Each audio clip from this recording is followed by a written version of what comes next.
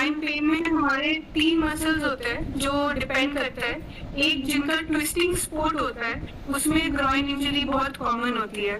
एक आपका हैमस्ट्रिंग, एक आपका अडक्टर और एक आपके रेक्टस या कोर के मसल्स। इन 3 में कभी भी कोई प्रॉब्लम होती है या मसल इम्बैलेंस होता है तो ये प्रॉब्लम मतलब ग्रॉइन पेन आने लगता है।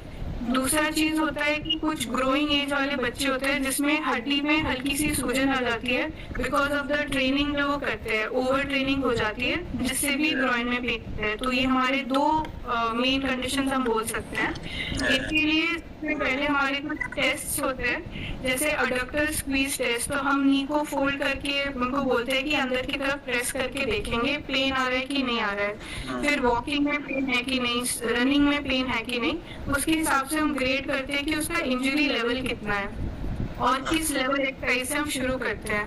पहले जब प्रोटोकॉल आता था पर होमलिक प्रोटोकॉल करके बोला जाता था तो 2 फेज में होता था, क्राइटेरिया 1 क्राइटेरिया 2 करके आते थे। एंड अभी थर्ड प्रोटोकॉल आता है हमारा कोपेनहेगन अडक्टर रिदम। तो ये जो मैं नाम लिख दूँ, ऐसे ही आप नाम डालेंगे तो आपको सारे एक्सरसाइज मिल जाएंगे। कुछ 5 एक्सरसाइज का है, कुछ डायनामिक एक्सरसाइज है, कुछ स्टैटिक है।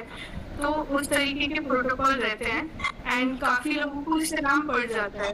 अगर ग्रॉइन पेन में अडक्टर टेंडिनोपैथी है सिर्फ तो एक्सरसाइज से नाम पड़ जाता है। अगर टियर है एसोसिएटेड तो फिर इंटरवेंशन जैसे इंजेक्शन पीआरपी हो गया, ये सारी चीजें फिर डाल के उसका हम रिकवरी फास्टर करने की कोशिश करते हैं। Thank you ma'am. थोड़ा ना जैसे इसके बारे में थोड़ा हिंदी में थोड़ा और ब्रीफ कर सकते हो? हाँ, थोड़ा हिंदी में कुछ बताएंगे? हाँ, मेरे थोड़ा उड़िया से होना तो मेरे को हिंदी में मुश्किल होता है बोलना, बट मैं कोशिश करती हूँ। तो ग्रॉइन पेन में अपने 3 मांसपेशी होते हैं।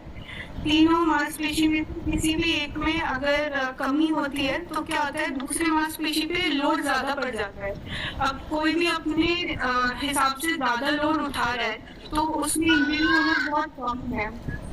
तो उससे बचने के लिए हमें क्या करना पड़ता है, हमारी जो ये 3 मसल्स हैं इनको अच्छे से स्ट्रेंथ देनी पड़ती है।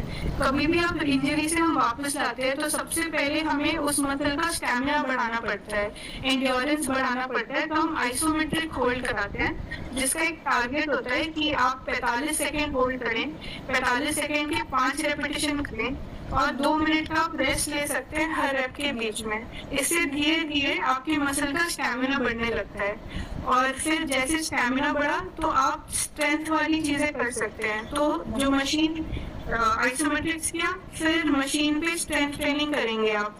स्ट्रेंथ ट्रेनिंग से आपने मशीन वेट्स उठाने लगे 60 kg 70 kg, या आपने हिप थ्रस्ट करना शुरू किया बार वेट्स के साथ जिसमें आप अपना ग्लूट के साथ कोर भी एक्टिव कर रहे हैं, ताकि तो ये वाली एक्सरसाइज इनकॉर्पोरेट करें, मतलब ये आपके रिहैब में डाला आपने।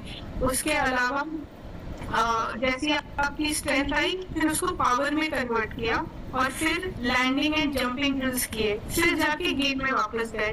तब इस पूरे सीक्वेंस से जब आप जाएंगे तो वापस से इंजरी के चांसेस कम होंगे ग्रॉइन के।